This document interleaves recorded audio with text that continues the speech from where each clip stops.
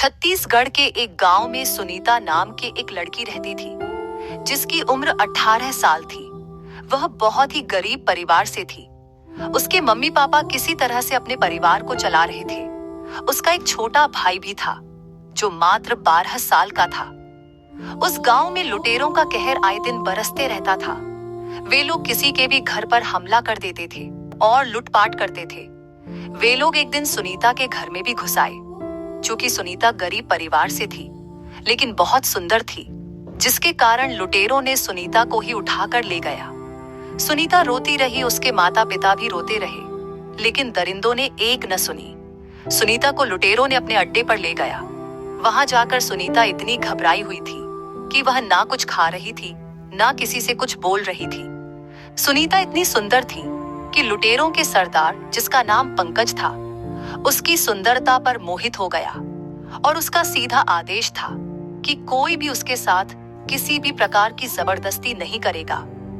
सुनीता की एक ही जिद था कि उसको उसके घर छोड़ दिया जाए। सरदार पंकज अब सुनीता को अपने अनुसार हैंडल कर रहा था और उसका दिल जीतने की कोई भी कसर नहीं छोड़ा।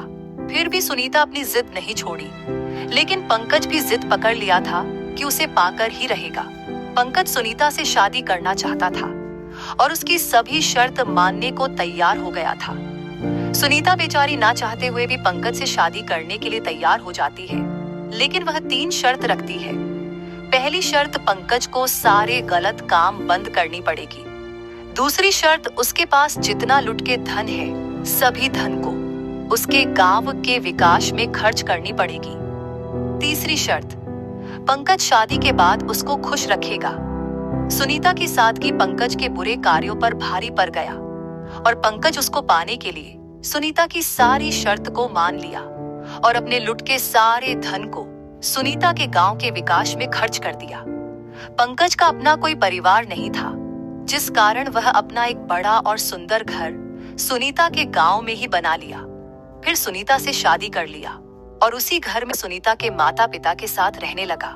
सुनीता के माता पिता के साथ साथ उसके गांव वाले भी सुनीता से प्रसन्न हो गए, क्योंकि सुनीता ने उसके गांव को हमेशा के लिए लुटेरों से मुक्त करवा दिया था और उसके गांव में विकास भी हुआ। फिर गांव वालों ने पंकज को अपना मुखिया चुन लिया और सुनीता के परिवार और सभी गांव वाले खुशी खुशी रहने लगे।